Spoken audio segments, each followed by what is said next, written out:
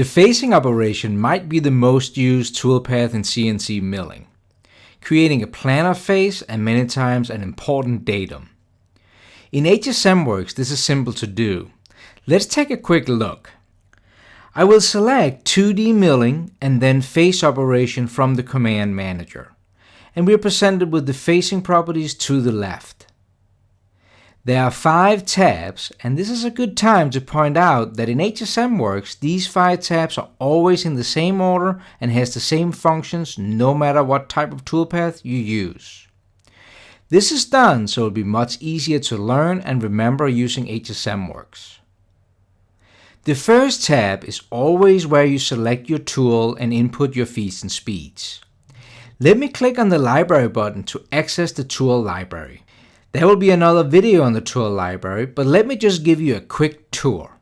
At the bottom, you can create a new mill tool, new tool holder, new turning tool, and then edit and select tools when we add them here in our workspace.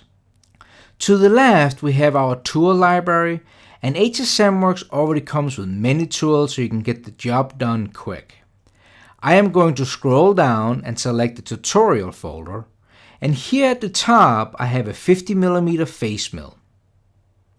I'm going to click once to highlight it, and then I can move down to the bottom and either click select if this is what I want to use, or click edit. This will open up all the information about the selected tool. Check out the cutter tab.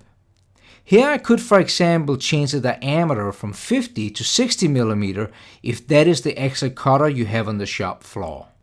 Making this kind of adjustments should be easy. Let me hit OK and then select the tool.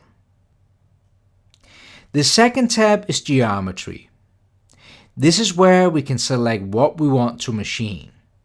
You might select an edge on your model, create some SOLIDWORKS sketch geometry, but since this is a facing operation, I want to face off the entire top surface, so I do not need to select any geometry.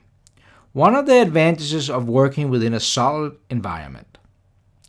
Third tab is where you can adjust all your heights. Fourth tab is the Passes tab. This has everything to do with the cutter engaged in the material.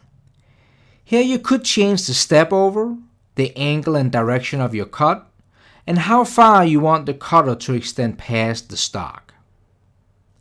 The fifth and last tab is all about the cutter not engaged in the material, such as rapid moves and lead in and lead out. As you can see, I did not change anything since we selected our tool, because 9 times out of 10, a facing operation just needs to be selected on the command manager and then the desired tool.